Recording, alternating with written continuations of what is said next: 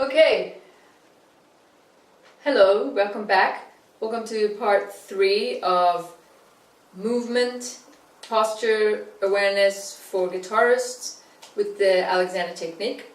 So we talked about how focus and concentration can affect how we move and how we hold, and how we maybe hold unneeded tension in one part and become very lax in another part, leading to injury, perhaps, and also how just making little video observations of yourself walking can help find out how your patterns for foot into ankle, into knee, into pelvis is, so that you can make observations, because that's your support base. And also any observations that you can make by making yourself videos with your guitar of noticing where your pelvis is in space, whether you go forward and lean behind it, or where you put it back and lean in front of it. And now we're going to do a very simple exercise to try to find the middle ground.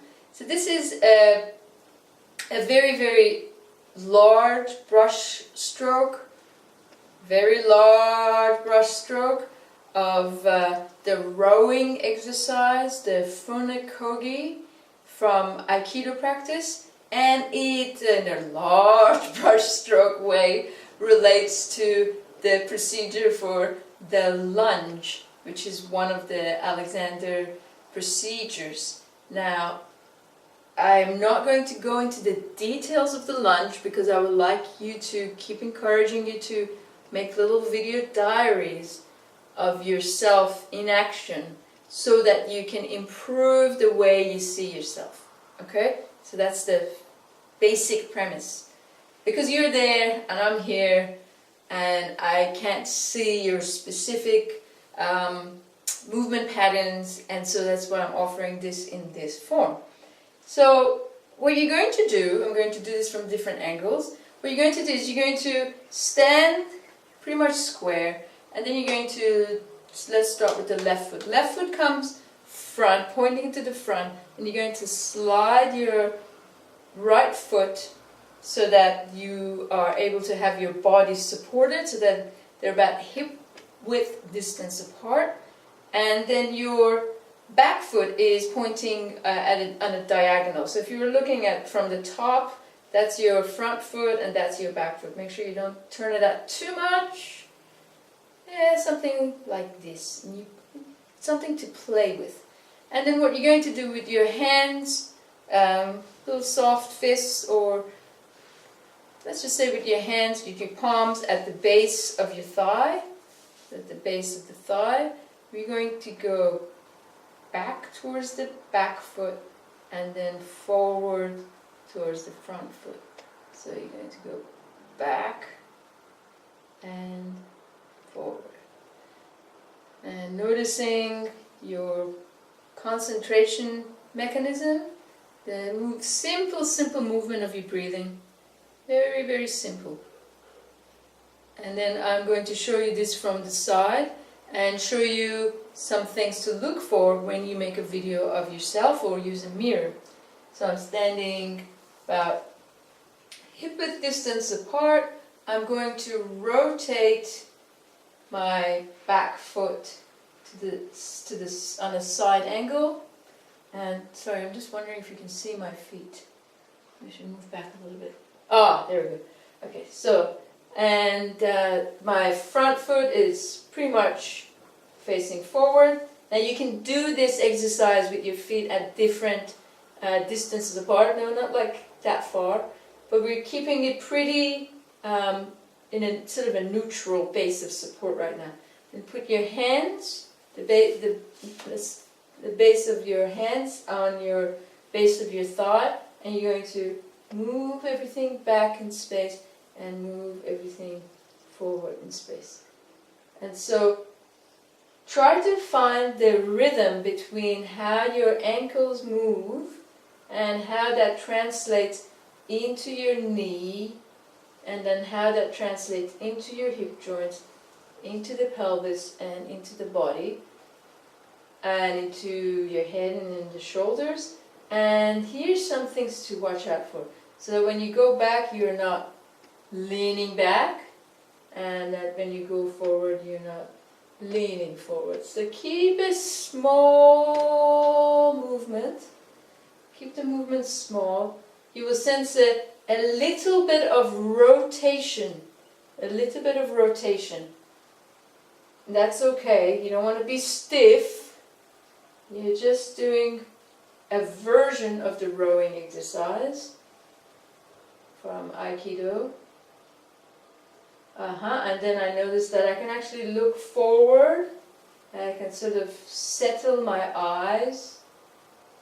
So I'm still thinking a global focus, a global way of doing this movement, not just trying to get it right here, or, was it this, was it that, but just a sense of organization that's global. Okay, and we'll do the other side, and this is when you realize that you prefer one side to the other. So this is a good thing, because you learn to solve a lot of your movement habits, so that you're better organized for holding the guitar, depending on your guitar. My guitar is very light, but your guitar might be quite heavy, and you love your guitar, and there's no point getting rid of your guitar, because we love our guitars. Sorry. Serious now. So we're doing the Funakogi exercise again, and oh my god, this side is just very, very different than the other side. And if you use the mirror, now I'm just sort of working on my awareness of myself, saying, keep this movement small, just put a hand on my head, just to keep the movement small. Notice how my front foot, in this case my right foot, can be more supportive of me. You can try doing it with your eyes closed, putting the palms, base of my palm at the base of my thigh, noticing, when I bring my pelvis to a better organization of with my shoulders, I seem to somehow feel an upward release. It's nice. Okay, so this is the Funakogi exercise. You can do it with a wider stance. So you can have a wider stance. You can actually make little fists. This is when you can't get cancelled, or you're having frustration issues. This is a very great little meditation as well. So you get your fists here, and then you're going to start to move out of the outer part of your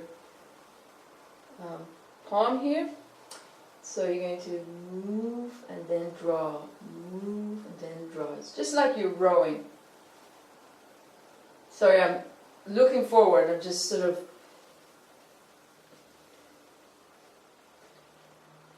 wondering whether the camera is picking up my feet.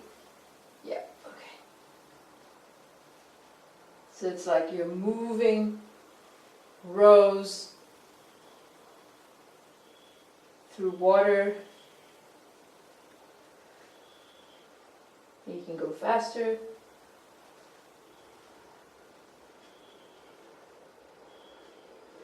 Then you come to the center, you stand center, you put your left hand on top of your right, and you move your hands like this, kind of like a little oscillation. And you allow yourself to just find a little bit of acceptance of what it means to stand up and play the guitar. We'll do the other side real quickly. Okay, so this side is so different.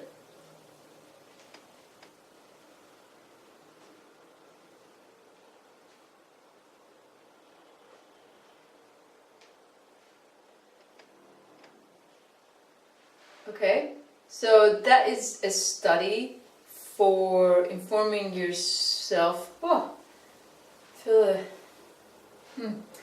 feels interesting. You should definitely try it. That's a study for finding an awareness of how your feet, ankles, knees, and hips relate to your pelvis to provide the support for your upright structure to hold the guitar and play. Okay, so I'll be back with part 4. Well, we'll work into a little bit of detail on hands, arms, shoulders. Okay, see you soon.